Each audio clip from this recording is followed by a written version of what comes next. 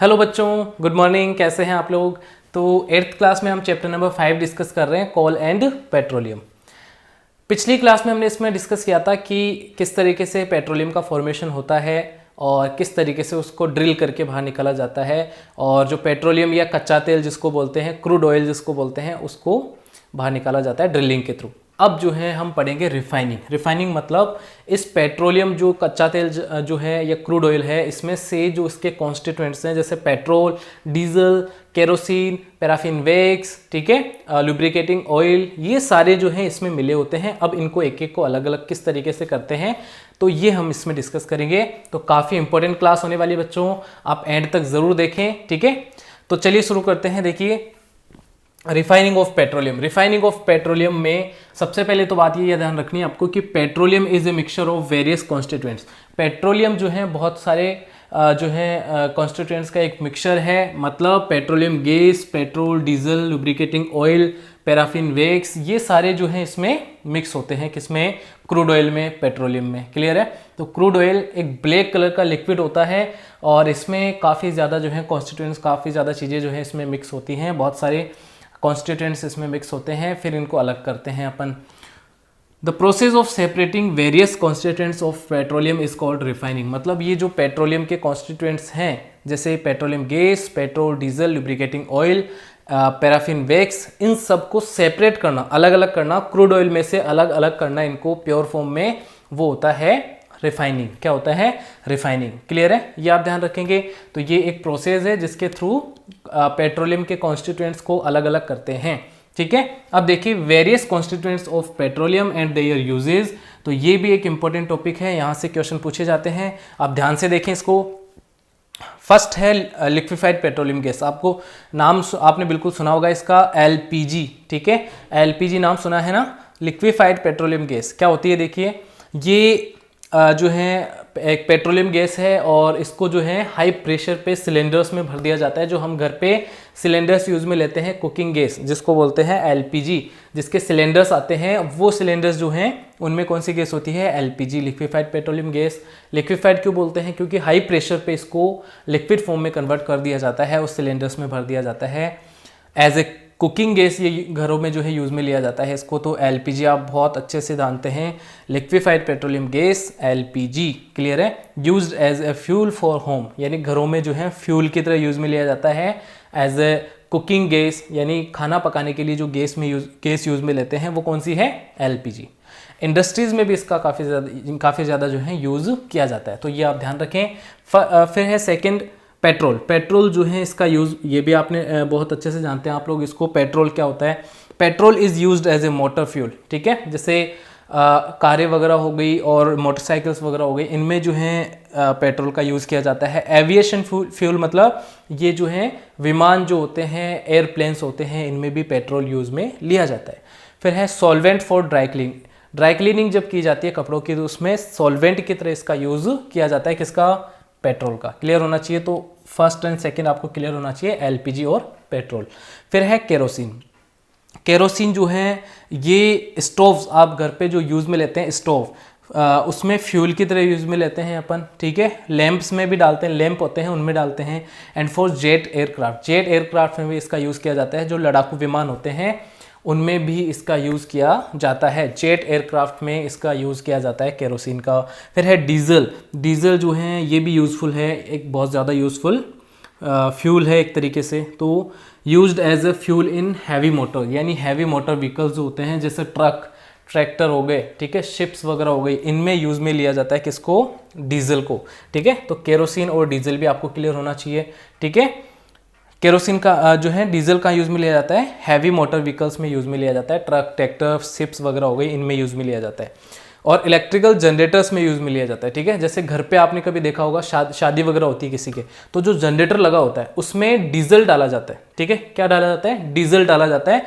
और वो डीजल जो है उससे क्या बन जाती है? वो एज ए फ्यूल की तरह काम में लेते हैं अपन जनरेटर को चलाने के लिए। तो ये आप बिल्कुल ध्यान रखें।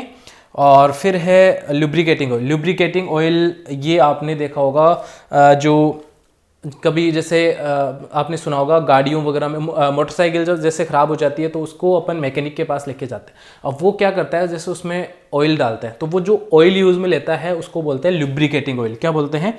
Lubricating oil. लुब्रिकेशन के लिए यूज़ में आता है।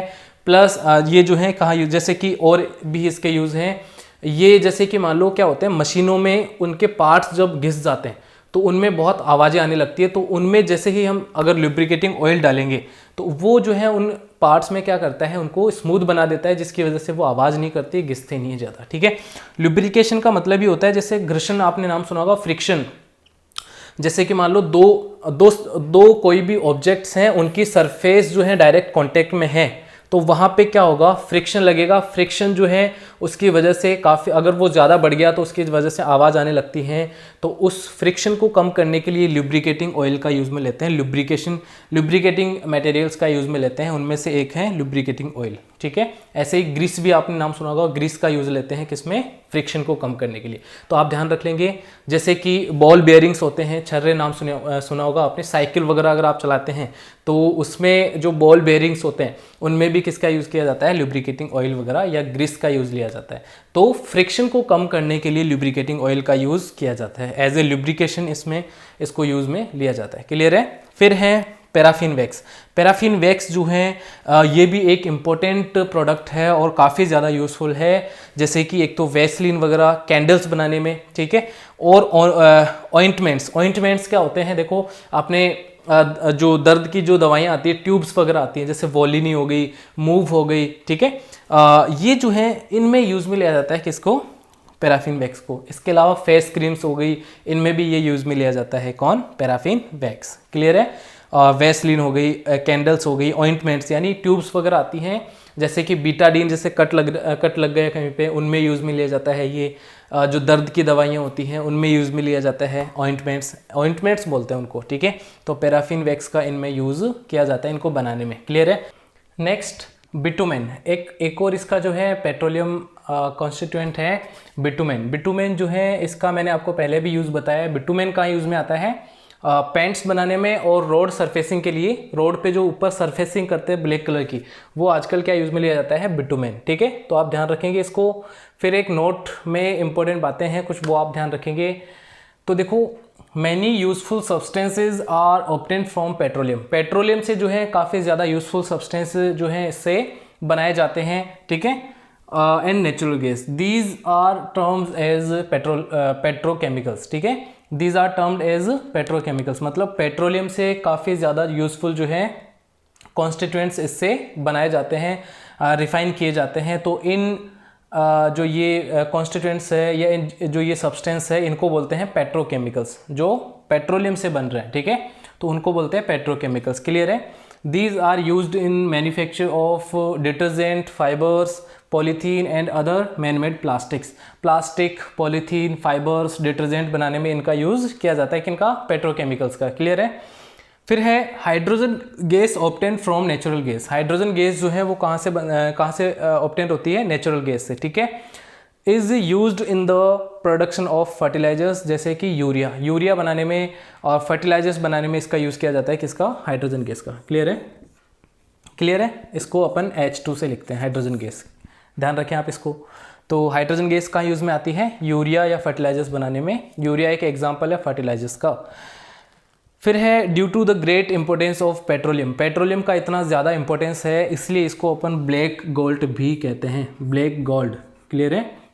ध्यान रखेंगे आप इसको, ब्लैक गोल्ड भी कहते हैं, क्योंकि ये जब क्रूड ऑयल बनता है तो ये ब्लैक कलर का होता है, और ये इसमें से अपन कॉन्स्टिट्यूएंट्स अलग करते हैं जो कि बहुत ज़्यादा इंपॉर्टेंस रखते हैं। कई जगह जो है इनका यूज़ किया जाता है डेली लाइफ में, इंडस्ट्रियल पे, कमर्शियल लेवल पे इसका जो है काफ़ी ज़्यादा यूज़ किया जाता है। इसीलिए जो है पेट्रोलियम को हम क्या कहते हैं, ब्लैक गोल्ड। ध्यान रख लेंगे आप लोग। तो इसको क्या कहेंगे, ब्लैक गोल्ड। आज का क्वेश्चन ऑफ द डे है गिव 2 एग्जांपल्स ऑफ फर्टिलाइजर्स। ठीक है। फर्टिलाइजर्स का आपको 2 फर्टिलाइजर्स के एग्जांपल देने हैं।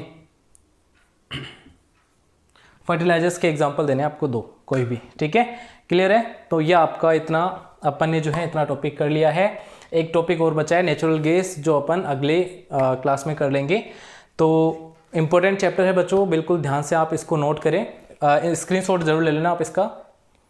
अब जो है नेक्स्ट क्लास में हम मिलेंगे एक नए टॉपिक के साथ, यानी अगली क्लास में हम टॉपिक डिस्कस करेंगे नेचुरल गैस और आगे के टॉपिक और अपन डिस्कस करेंगे। तो बिल्कुल जुड़े रहें, आप वीडियोस देखते रहें। और बच्चों ने जो है कमेंट किया था कि सर पिछले चैप्टर का आपने जो है 4th चैप्टर का क्वेश्चन नंबर 11 नहीं करवाया, वो आपको मैं करवा दूंगा बेटा जल्दी से जल्दी, ठीक है। इस चैप्टर के क्वेश्चन आंसर्स हम जो है बोर्ड पे ही करेंगे। क्लियर है? तो ये आप ध्यान रखें। और अब जो है मिलता है अगले क्लास में, तो टेक केयर, बाय बाय।